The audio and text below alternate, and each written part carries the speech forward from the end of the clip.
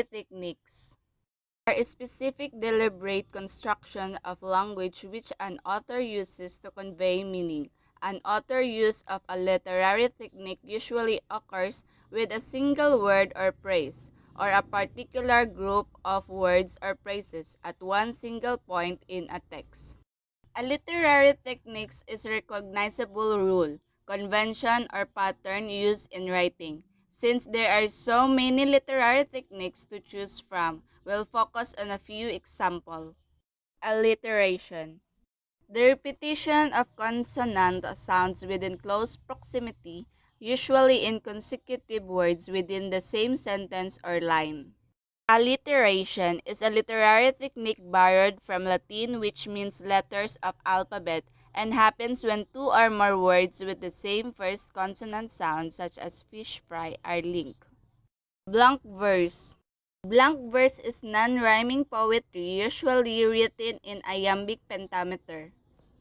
Blank verse is iambic pentameter verse that is not rhyme. This means that the rhythm is biased toward an iambic pattern in which an unstressed syllable is followed by a stressed one, and that each regular line has 10 syllables, 5 of which are stressed, called pentameter. Anthropomorphism. Anthropomorphism is where animals or inanimate objects are portrayed in a story as people, such as by walking, talking, or being given arms, legs, and or facial features. This technique is often incorrectly called personification. Anthropomorphism is a literary method in which non-human entities, such as animal or inanimate object, are given human traits. Anthropomorphism can be found in both classic and contemporary stories. Ancient Greek tales and many Aesop fables contain anthropomorphic characters. Creative license. Creative license is an exaggeration or alterations of objective facts or reality for the purpose of enhancing meaning in a fictional context.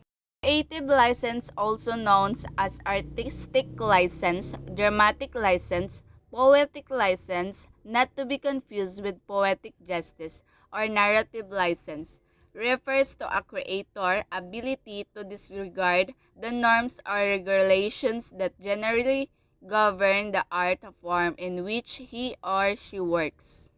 Dialogue. Dialogue is where characters speak to one another, may often be used to substitute for exposition. Dialogue is a modern literary device that refers to spoken lines by characters in a story that serve a variety of purposes, including adding context to a story, establishing voice and tone, and establishing conflict. Dialogue is used by writers to depict conversation between two characters. Dramatic irony. Dramatic irony, where the audience or reader is aware of something important of which the characters in the story are not aware. The dramatic irony is a type of irony that is expressed through the structure of a work, the audience awareness of the situation in which the characters exist distinct from the characters, and the characters' words and actions thus take on a various difference for the audience than they do for the characters. Exposition. Exposition is where an author interrupts a story in order to explain something, usually to provide important background information. It is a literary device used to provide background information on a primary character, place, event, or other story feature. Figurative language. Figurative language, any use of language where the intended meaning differs from the actual literal meaning of the words themselves. There are many techniques which can rightly be called figurative language, including metaphor, simile, hyperbole, personification, onomatopoeia, verbal irony, and oxymoron. The main purpose of figurative language is to have reader visualize what a writer is trying to say. Figurative language isn't intended to express literal meanings, and it frequently relates one concept to another to make the first concept more understandable. Foreshadowing. Foreshadowing, where futures event in a story or perhaps the outcome are suggested by the author before they happen. Foreshadowing can take many forms and be accomplished in many ways, with varying degrees of subtlety. However, in the outcome is deliberately and explicitly revealed early in a story, such as by the use of a narrator or flashback structure, such as information does not constitute foreshadowing. Foreshadowing is a literary method that is used to convey a hint or indicator of what will happen later in a text. Foreshadowing can be used to build suspense, a sense of unease, a sense of interest, or a hint that things aren't always what they appear. Hyperbole, a description which exaggerates. Hyperbole is a claim or is a statement that is aggressively overblown or exaggerated in order to add emphasis without being literally factual. Hyperbole is a frequently utilized in rhetoric and literature for serious comedic or ironic effects. Iambic pentameter. Iambic pentameter is a poetry written with each line containing 10 syllables in 5 repetition of 2-syllable pattern wherein the pronunciation emphasis is on the second syllable. In poetry and verse, iambic pentameter is often employed to maintain the elegance and magnificence of the language. Many Elizabethan dramatists such as John Donne and William Shakespeare employed this form of their poetry and poetic plays. It is also used by modern authors to write serious poems. Imagery. Imagery is a language which describes something in detail, using words to substitute for and create sensory stimulations, including visual imagery and sounds imagery. Also refers to specific and recurring types of image, such as a food imagery and nature imagery.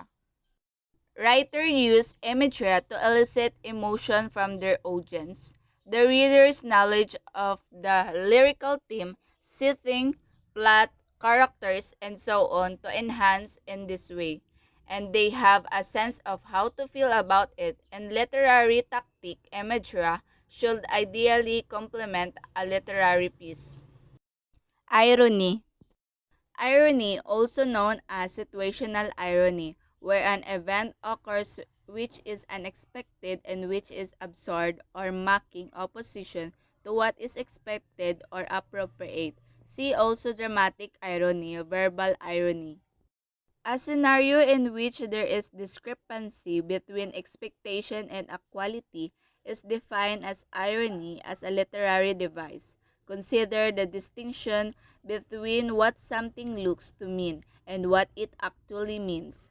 Both tragedy and comedy are related with irony. Metaphor. Metaphor is a direct relationship where a thing or idea substitute for another. A metaphor is a comparison between two seemingly unconnected objects. The attributes of one object are figuratively passed over to another through metaphor. Onomatopoeia. Onomatopoeia is where the sounds are spelled out as words, or when words describing sounds actually sound like the sounds they describe. Onomatopoeia adds life and interest to writing. Poets frequently utilize onomatopoeia in addition to other figures of speech to create the sounds of the poem and accomplish a desired impact. Onomatopoeia is frequently used in children's books, comics, and novels to add excitement and realism. Oxymoron. Oxymoron is a contradiction in terms.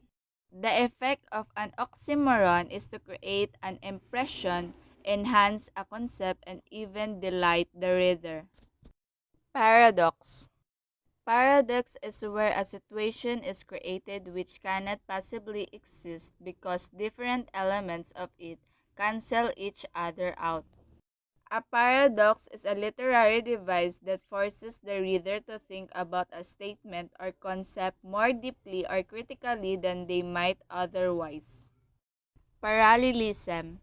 Parallelism is use of similar or identical language structures, events, or ideas in different parts of a text.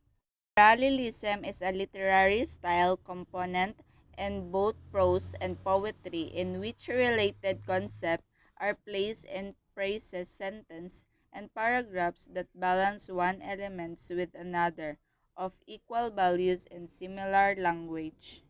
Personification.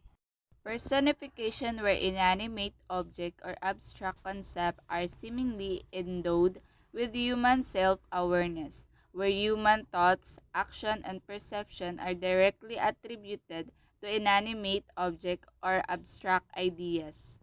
Personification is a literary device in which non-literal language is used to express topics in a relevant manner. Repetition. Repetition is where a specific word, phrase, or structure is repeated several times to emphasize a particular idea. Repetition is by repeating selected words or phrases. Repetition serves as a literary method or reinforcing a concept, thought, or idea for a reader. Simile. Simile is an indirect relationship where a thing or idea is described as being similar to another. Similes usually contain the word like or as, but not always. A simile is a figure of speech or metaphor that compares two dissimilar things using the terms like or as. Its objective is to express one thing by comparing it to something seemingly unrelated. Symbolism. Symbolism, the use of specific objects of image to represent abstract ideas. This term is commonly misused describing any and all representational relationship which in fact are more often metaphorical than symbolic. A symbol must be something tangible or visible, while the idea of symbolizes must be something abstract or universal. Symbolism is a literary device in which words, person, markings, place, or abstract concept are used to signify something other than their literal meaning. Verbal irony. Verbal irony, where the meaning is intended to be the exact opposite of what the words actually mean. Sarcasm is a tone of voice that often accompanies verbal irony, but they are not the same thing.